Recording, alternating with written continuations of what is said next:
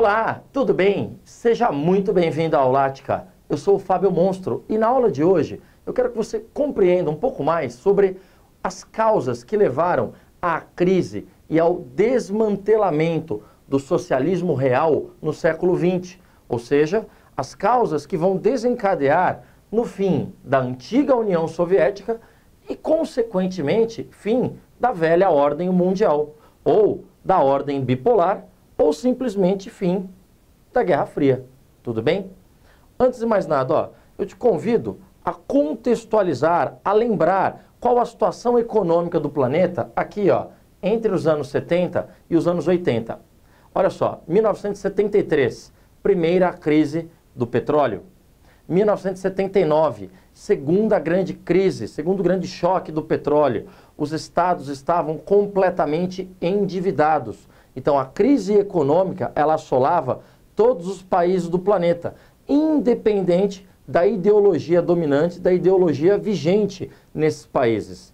Contudo, seria muito pobre falar que a União Soviética chegará ao fim exclusivamente por conta de um momento, de uma crise econômica conjuntural. Não, não é só isso. A crise econômica, ela acelera o processo, mas o que vai desencadear o fim da União Soviética no ano de 1991 é uma grave crise estrutural, uma grave crise política que já vinha afetando o país há algum tempo. Nós estamos falando de uma população que começa a perder a confiança, a expectativa, a fé no modo de produção socialista. Então estamos falando de um país que vivia uma crise ideológica. Vamos lembrar o seguinte, turma. O que vai gerar o fim da antiga União Soviética não é a pressão da Guerra Fria, não é a pressão dos Estados Unidos, não é a pressão de fora para dentro. Bobagem. O que vai gerar o fim da antiga União Soviética são justamente os seus problemas e contradições internas. A União Soviética, ela vai se constituir nos anos 80 como um barril de pólvoras, que vai implodir em virtude da grande pressão e dos inúmeros problemas internos. Por exemplo, vamos lembrar que a União Soviética estava imersa em meio à Guerra Fria, tudo bem?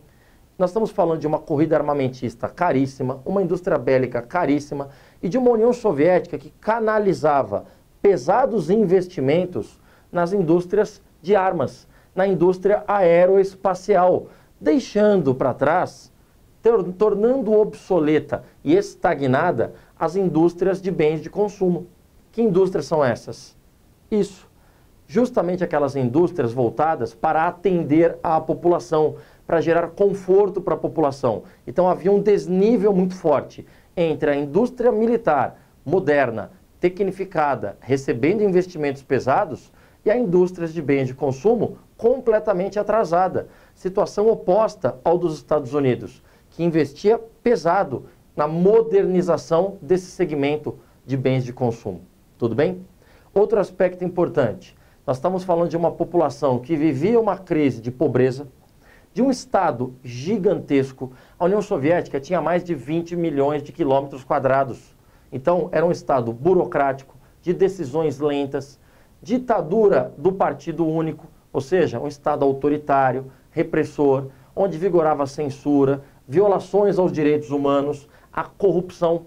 E a população percebia isso, que havia uma pequena elite, um pequeno núcleo de elite do Partido Comunista que gozava de privilégios, colocando em contradição os princípios, os ideais do socialismo marxista. Então é por isso que o socialismo real soviético foi muito distante, muito longe do que preconizava Marx ainda no século XIX. Um outro aspecto importante, nós estamos falando de um forte barril de tensões, um barril de pólvoras por conta da grande variedade de etnias na antiga União Soviética. Ou seja, centenas de etnias diferentes, muitas delas alegando opressão, pobreza e diferenças étnicas, históricas, linguísticas, pressionando a União Soviética por separação. Então haviam muitas repúblicas separatistas na antiga União Soviética. A tensão interna era muito forte. Um outro aspecto importante, Mikhail Gorbachev. Vamos lembrar que Mikhail Gorbachev vai ser o último secretário-geral do Partido Comunista. Ele vai assumir o poder em 85 E em 91 ele deixa o cargo, claro, porque a União Soviética ela deixa de existir. Mikhail Gorbachev ele tenta reformar as estruturas do país. A ideia não era acabar com o socialismo, mas tentar modernizar o sistema através da Glasnost, que significa transparência, e a Perestroika, que significa reestruturação. Ou seja, a ideia da Glasnost era diminuir a censura, diminuir a repressão, tornar as relações políticas mais transparentes para inibir a corrupção, o que vai gerar uma insatisfação por parte daquele núcleo mais antigo do Partido Comunista, de ampliar os horizontes e as relações da União Soviética com outros países do mundo.